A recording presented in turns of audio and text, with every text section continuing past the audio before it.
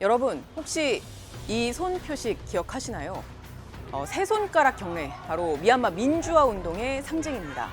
오늘이 바로 미얀마 군부가 쿠데타를 일으킨 지 3년째가 되는 날입니다. 그래서 오늘은 이 내용을 주제로 딥백 이야기를 풀어보도록 하겠습니다. 지금까지 어떤 일들이 있었고 또 현재 상황은 어떻고 또 왜 이 군부 독재는 끝나지 않는 건지 자세하게 말씀드리겠습니다. 그럼 먼저 지금까지 있었던 일들에 대해서 말씀드리겠습니다. 미얀마에서요, 아웅산 수치 고문이 이끄는 민주주의 민족동맹 NLD 정당이 있는데 2020년 11월에 총선에서 압승을 했습니다. 그런데 미얀마 군부가 이에 불만을 품고 부정선거다라고 억지 주장을 하면서 그로부터 3개월 뒤에 쿠데타를 일으킵니다. 아마 영상으로 보신 분들도 있을 텐데요.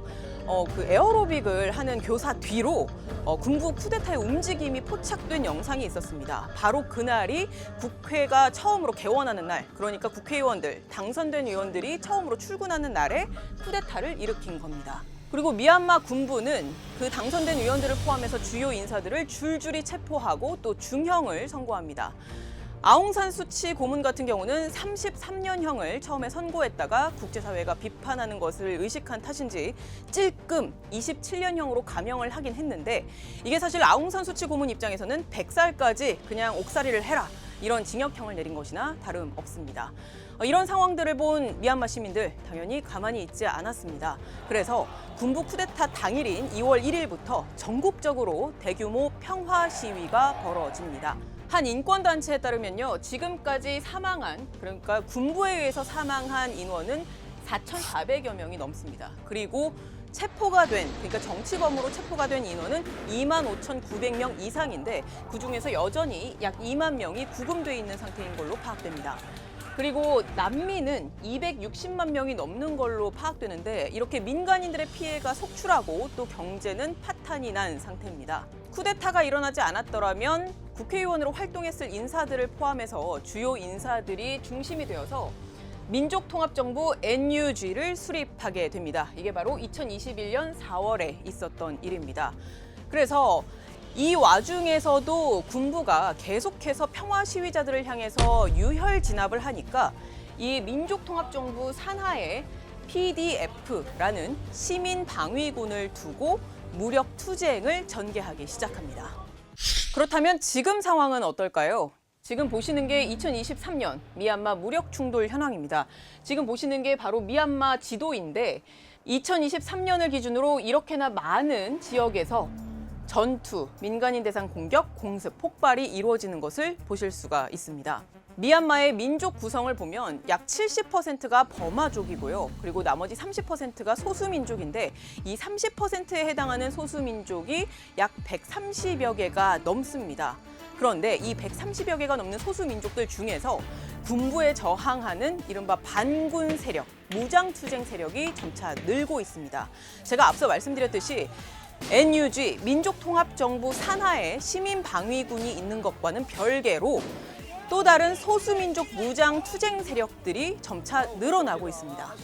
그럼 왜 3년이 지난 지금까지도 군부 독재는 끝나지 않는 걸까요? 아마 가장 많은 분들이 이 부분을 궁금해하실 텐데요. 제가 직접 민족통합정부 장관에게 이 질문을 물어봤습니다. 먼저 함께 들어보시겠습니다. We have not get concrete support from the international to make real change. They want to make more business opportunities with the military. They want to keep a good relation with the what we call criminals, who are committing all the kinds of crime against the people. 네, 방금 들으신 것처럼 가장 큰 이유는 바로 군부에 협조하는 외부 세력이 있기 때문입니다. 가장 대표적인 국가가 중국과 러시아입니다. 그리고 아세안 국가 중에서는 태국, 캄보디아, 라오스 등이 군부에 유화적인 태도를 취해왔습니다. 그리고 중국 같은 경우는 미얀마 군부와 경제적인 협력을 계속해서 해왔고요. 또 러시아 같은 경우는 군사 협력을 위주로 끈끈한 관계를 이어왔습니다. 자, 중국의 입장에서는요, 미얀마가 지금 보시다시피 굉장히 많은 부분, 2,200km 이상인데 이렇게 국경을 길게 맞닿고 있습니다. 게다가 지금 해상 실크로드의 남서부의 교두보 같은 곳에 미얀마가 위치해 있습니다. 전략적 요충지나 다름이 없는 것이죠. 그리고요, 중국의 정책 중에 1대1로 정책이라는 게 있습니다. 그게 뭐냐면 중국과 중앙아시아 그리고 유럽까지 육상과 해상 실크로드를 연결한다라는 뜻인데 이 정책의 핵심 지역 중 하나가 바로 미얀마 북부의 샨주라는 곳인데요. 보시면 미얀마 항구 도시인 차오크퓨에서 지금 중부 만달레이 그리고 샨주를 거쳐서 지금 중국의 쿤민까지 이게 바로 미얀마와 중국을 잇는 송유관입니다. 여기 그리고 또 가스관도 있는데요. 지금 보시다시피 이렇게 샨주가 굉장히 중요한 전략적 요충지에 위치해 있다라고 보실 수가 있는데 바로 이 샨주라는 곳에서 지난해 10월 27일에 굉장히 중요한 사건이 일어나게 됩니다. 무슨 일이었느냐 하면요. 세계의 소수민족 무장단체가 동맹을 맺어서 이 샨주에서 군부 세력을 겨냥해서 무력 투쟁을 해서 군부의 승리를 합니다. 미얀마 샨주는요, 중국의 1대1로 정책에 따라서 중국의 미얀마 투자의 전체의 약 절반 가까이가 이루어지는 곳인데 이렇게 중요한 곳에서 군부가 패하게 되니까 중국이 놀라서 공식적으로 중재에 나서게 됩니다. The ethnic organization and democratic forces could control more areas, and that make a military more vulnerable than they never had it, that situation before. 그래서 결과적으로는 휴전 합의가 성사가 되긴 했지만 최근에는 일부 교전도 있다고는 합니다만 어쨌든 중국의 공식적인 중재를 이끌어낼 정도로 아주 상징적인 사건이었습니다.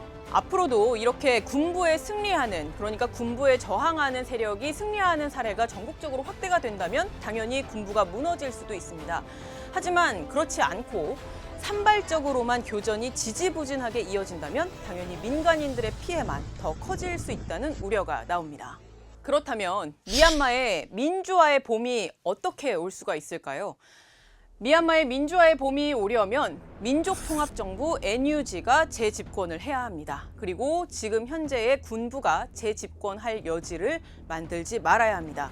그러기 위해서는 군부의 합법적인 지위, 그리고 돈, 무기를 박탈을 해야 합니다. 미얀마 군부는 영국 식민 지배로부터 독립을 할 때만 해도 독립 영웅으로 추앙받다시피 했지만 약 60년 이상 독재를 계속하고 또 경제까지 파탄을 내면서 민심이 완전히 돌아섰다, 이렇게 해도 과언이 아닙니다. 그렇기 때문에 이들이 재집권을 하지 않으려면 이 합법적 지위라는 측면에서 헌법을 바꿔야 합니다. 그런데요, 지금 현행 미얀마의 헌법을 살펴보면 상하원을 통틀어서 약 25%는 자동으로 군부에 할당이 되는 구조입니다. 그리고 중앙정보부처 중에서는 내무부, 그리고 국방부, 국경부라고 있습니다. 국경부는 생소하실 텐데 소수민족들이 거주하는 지역의 치안과 발전을 담당하는 부처입니다. 근데 어쨌든 이 세 개의 중앙정보부처는 관할권이 군부에 자동으로 가는 구조입니다. 그렇기 때문에 이 구조를 바꾸기 위해서는 상하원을 통틀어서 75% 이상이 동의를 해야 합니다. 그 말인 즉슨 군부 내부의 세력들을 포섭하는 노력도 병행을 해야 한다는 뜻입니다. 그리고 두 번째로는 국제사회의 노력도 필수적입니다. 물론 한국과 미국, 영국 등을 포함한 국제사회가 노력을 아예 안 한 건 아닙니다만 더욱 강력한 조치가 필요합니다. 지금 유엔 안보리 같은 경우는 2022년 12월에 미얀마의 민주주의를 지지한다라는 내용의 결의안을 채택을 했는데요. 여기에서 더 나아가서 일단 미얀마에 대한 무기 수출을 포괄적으로 금지한다든가, 그리고 군부 주요 요인, 주요 수입원들에 대한 경제 제재를 직접적으로 가한다거나, 그리고 미얀마 상황을 국제형사재판소에 회부하는 등의 조치가 필요합니다. 그리고 군부와 관련이 있는 미얀마 외국무역은행이라든가 투자상업은행, 그리고 가스, 석유회사와 같은 여러 금융기관들에 대한 제재가 필수적이라고 할 수 있습니다. 그리고 미얀마에 대해서 무기를 판매하거나 이전하는 것도 즉시 중단을 해야 하고요. 특히 미얀마 군부 같은 경우는 민간인들에 대해서 공습을 가하기 때문에 그 공습을 막기 위해서 항공유가 군부로 흘러가는 루트를 차단해야 합니다. 러시아 우크라이나 전쟁, 그리고 이스라엘 하마스 전쟁과 같은 두 개의 전쟁뿐만 아니라 여러 다른 다양한 이슈들로 미얀마 이슈가 묻힌 측면이 있는데 우리가 계속 관심을 갖고 민주 세력을 지지할 필요가 있습니다. We want Korea to take a more active and engaged policy towards the NUG. 그리고 미얀마 시민에 대한 인도적 지원도 계속 이어가야 합니다. 이는 비단 인도주의적 관점에서만 이야기하는 것이 아니라 우리가 민주 세력에 지원을 해야 소수민족들과 합세를 해서 군부에 저항할 수 있는 동력을 계속 이어갈 수 있기 때문입니다. 그리고 지금 마지막 화면으로 준비한 게 바로 이건데요. 미얀마의 민족통합정부 총리가 이런 말을 한 적이 있습니다. 지금이 미얀마의 가장 어두운 순간이지만 곧 여명이 올 것이다. 미얀마의 완연한 민주화의 봄 곧 오기를 기원하겠습니다. 지금까지 뒷백이었습니다. What is your vision for normalized Myanmar? Normalized Myanmar means a normal.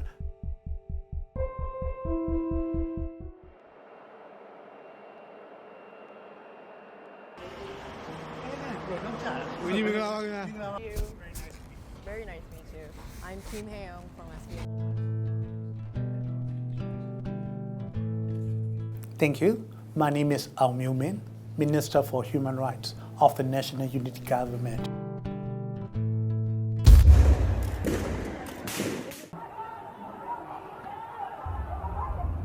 People of Myanmar have endured the military's atrocities for 3 years now, haven't they? Yes, there's a 3 years. Currently, including the PDF, the Democratic Camp is fighting against the military with weapons. No. Yeah, when you go back to the last 3 years, people were on the street, peacefully calling to change, to stop the military taking over the power. But what they receive is the brutal crackdown by the military on the streets, killing many young people, including children, women, and many activists. So many people, young people, decide to take up arms to defend themselves, to defend their communities, to defend their families. Because military troops came to the communities, start shooting the people, burning down the villages. That is how the armed struggles and defense forces started.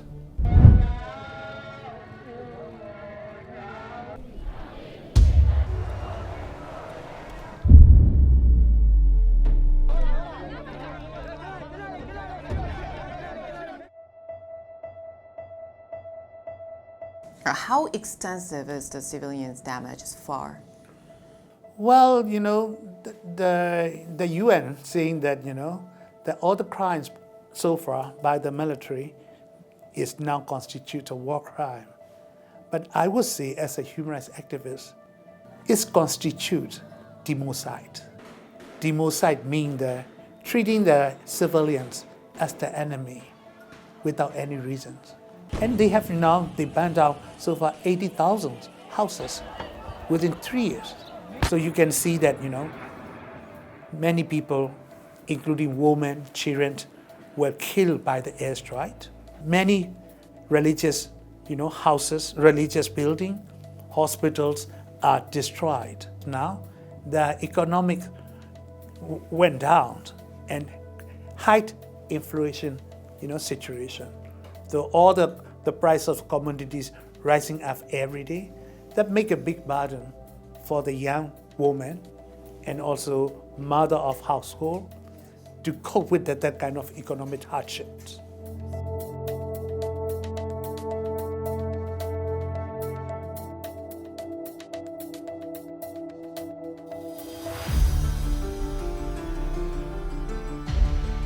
You were one of a member who participated in the struggle in 1988, right?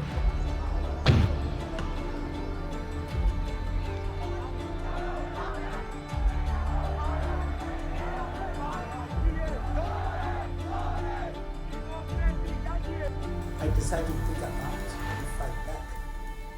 But you know, the support right now that I receive from the people, that was not, you know, big during my time in 1988.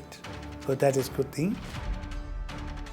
And I really appreciate thing is the modern technologies. I would say that Myanmar young people, we call Generation Z, play a very important role of innovative ideas, you know, communication, fundraising with their the wisdom and technologies that we never had it before.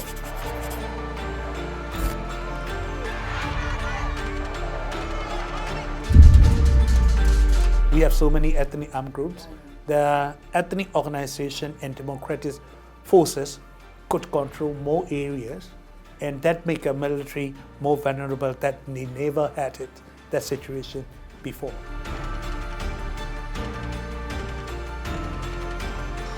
Listening to your story, it's not without achievements. So why has the military dictatorship not ended yet? Yeah, good question. For the people of Myanmar, I would say Myanmar people are one of the most resilient, people.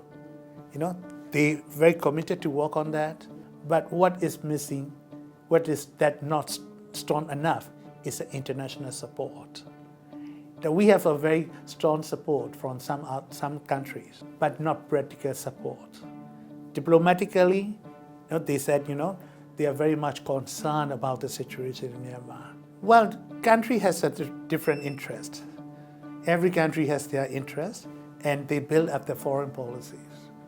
So that is one of the reasons they want to keep a good relation with what we call criminals, who are committing all the kinds of crime against the people. So that is the main reason.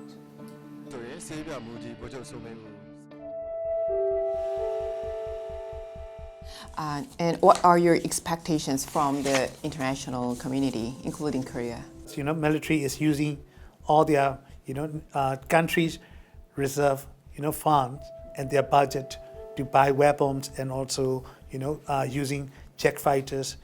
That one. So cut the military supply that if the international is supporting. Second one is cutting the economic, supplies that the military is making, benefit from their investments. So that cut is cut the impunity.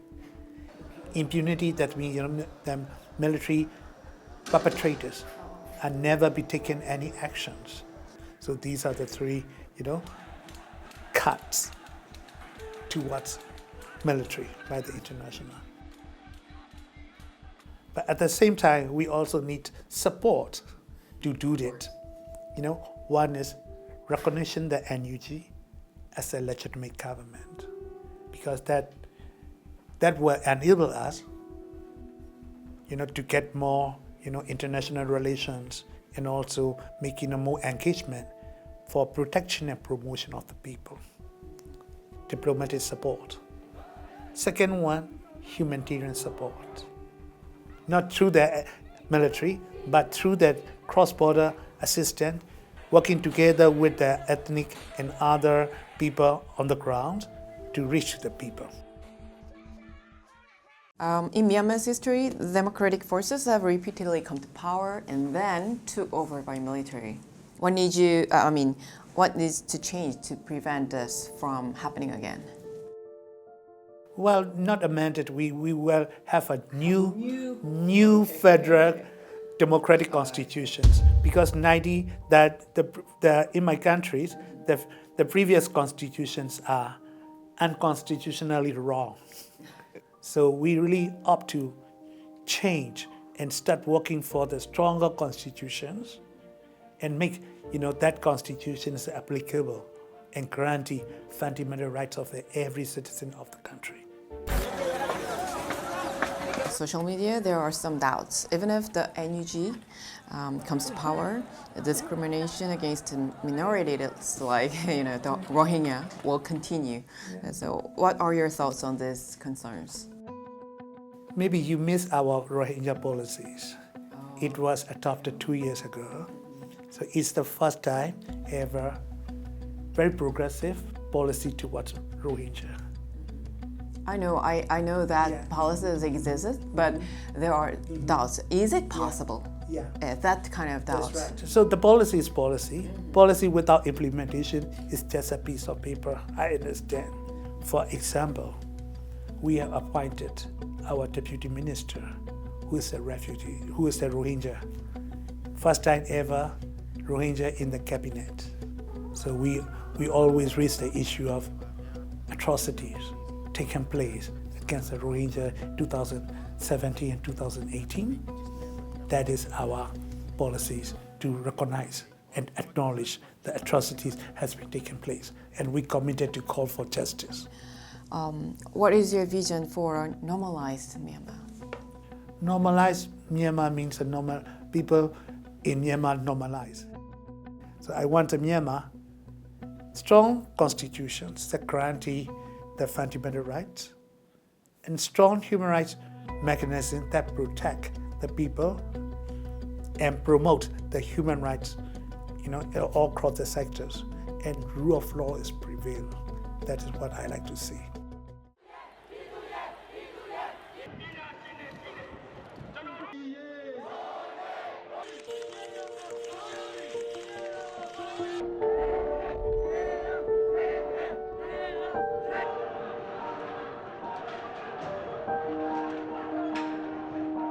So Korean people, we may be different in citizenship, we may be different in language, but as a family member of humanity, we will work together. We can bring our dream to make the world peaceful and respect of human rights. So trust, peace, work for human rights and justice wherever you are and what color you may have. Everything will be okay.